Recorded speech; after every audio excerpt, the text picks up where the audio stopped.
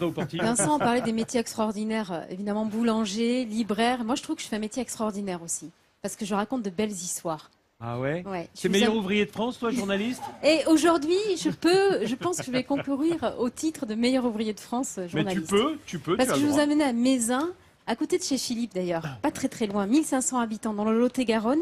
Là-bas, on a oublié les préjugés et on a fait de la différence une richesse. Grâce à une association, toute l'économie du village a été sauvée. Les Mézinaises et les Mézinais ont écrit la véritable définition du mot handicap. Regardez. Mézin, une commune de près de 1500 habitants, avec une cordonnerie, une blanchisserie et une brocante. Et dans cette brocante, il était une fois un homme qui croyait dans la vertu du travail libérateur pour tous, y compris pour ceux qui sont handicapés psychiques. L'idée est toute simple, l'idée c'était Mézin terre d'accueil, et donc Mézin terre d'accueil peut être aussi une terre d'accueil pour des personnes en situation de handicap psychique, à condition d'être dans le donnant-donnant, c'est-à-dire en gros nous apportons une plus-value à ce village, et ce village nous le rend bien. Ainsi, on a vu apparaître par exemple de nouveaux cordonniers. Le schéma est toujours identique. Au lieu de voir le commerce fermé faute de repreneurs, l'essor reprend l'affaire et on forme les employés et c'est reparti. Ça représente entre 110 et 120 emplois. C'est aussi toute une série de magasins qui sont ouverts sur le village qui aujourd'hui n'existeraient pas. Handicap. Posez la question à Alain Paul Pérou, il s'en tire toujours par une pirouette.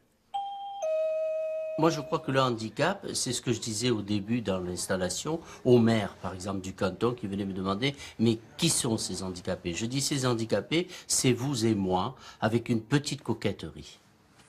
Et la rentabilité économique dans tout ça, pour ces salariés dits à coquetterie? Des gens qui, malgré leur petite coquetterie, se donnent corps et âme à l'activité qu'on leur propose et essaient de faire au mieux pour rendre service à cette population. Moi, je dis que l'économie doit être au service des hommes et non pas l'inverse. Ils rénovent les vieilles armoires, ils repassent le linge, blanchissent les draps, entretiennent les massifs. Bref, ils continuent à faire vivre la communauté.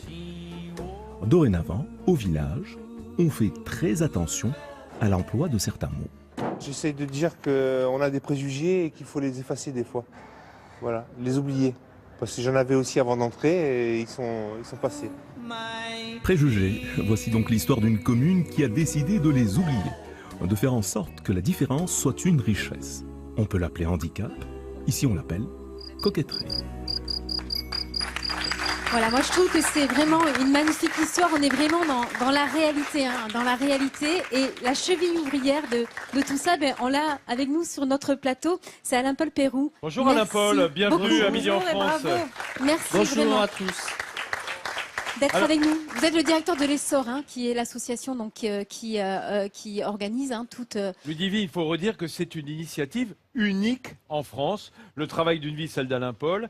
Et en ce moment, on pense évidemment à tous nos athlètes paralympiques qui sont en train de porter haut les couleurs de notre pays à Rio. Et donc, tout cela aide à faire progresser le handicap, Alain Paul, en France. Tout à fait. Tout à fait. Tout cela donne une nouvelle image, ou une image réelle d'ailleurs, de toutes les capacités des gens qui ont des difficultés ou que la vie a un peu blessés au cours de leur parcours.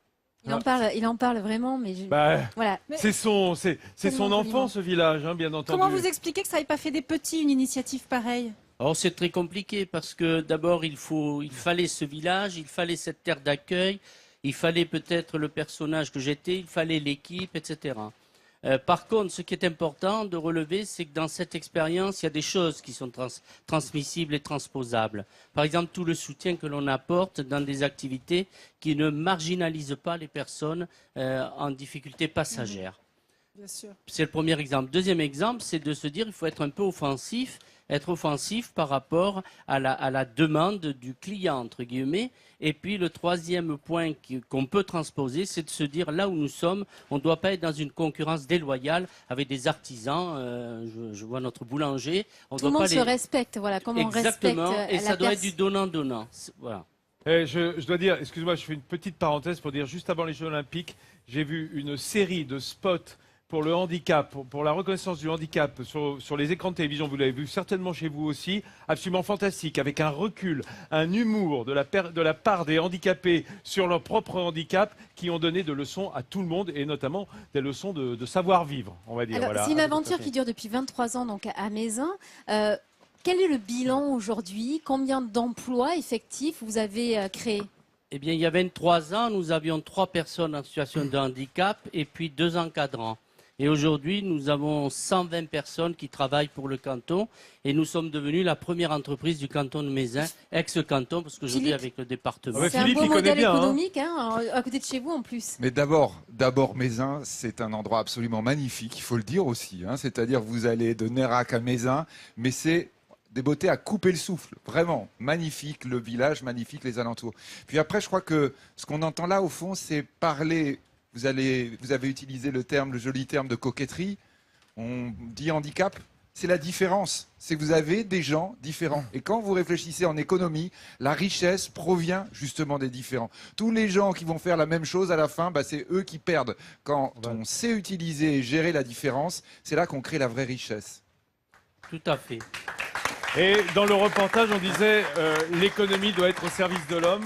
Pour un économiste comme toi, c'est important. Hein. Vraiment, ça, il faut redire ça. Mais- Et pas l'inverse. C'est très clair à un moment où on est dans des débats politiques et économiques un peu compliqués en ce moment, en période préélectorale.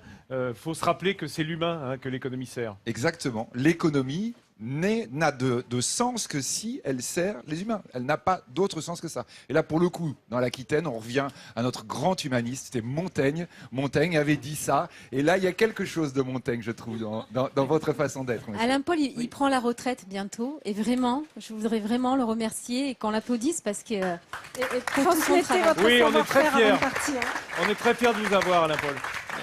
Moi, je crois que je suis très fier de toutes ces personnes qui m'ont fait confiance et qui m'ont accompagné dans cette aventure. Juste, je voudrais rajouter, suite au dernier reportage, que nous avons une dernière innovation après avoir relancé l'activité de la station-service. Nous avons un train touristique, puisque vous connaissez Nérac-Mézin. Ce petit train touristique, il y avait un problème pour la mairie, c'est de transporter les gens entre la gare d'arrivée et le village. Eh bien, c'est nous. Ce sont nos travailleurs qui conduisent un minibus et qui amènent les gens. Et dernièrement, j'apprenais que même un de nos chauffeurs devient un guide touristique. C'est-à-dire c'est lui-même qui annonce et qui explique aux gens où sont les choses à voir dans le village, etc. Et ça, c'est ça l'inclusion. Voilà. Merci encore. Merci pour cette belle initiative dont évidemment on se fait l'écho et qu'on relaye dans notre émission avec beaucoup de fierté, je dois le dire.